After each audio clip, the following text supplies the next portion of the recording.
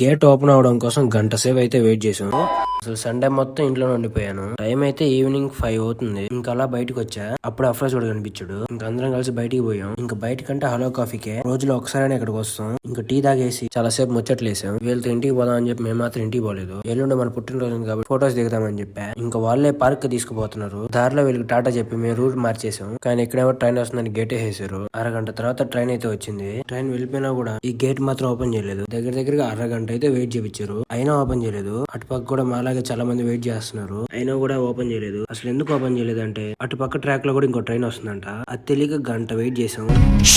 Final గా gate అయితే తీసారు. మాలాగే ఎంత మంది అయితే వెయిట్ చేశారు చూడండి. కంగారు పడిపోయారా జనం పాపం.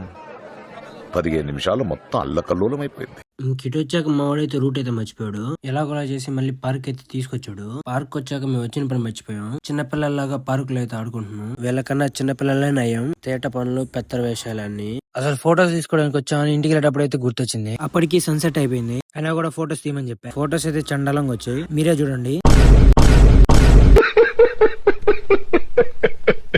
ఈ రోజుకైతే ఇంతే. మరి మీరు మాత్రం మర్చిపోకుండా సబ్స్క్రైబ్ చేసుకోండి.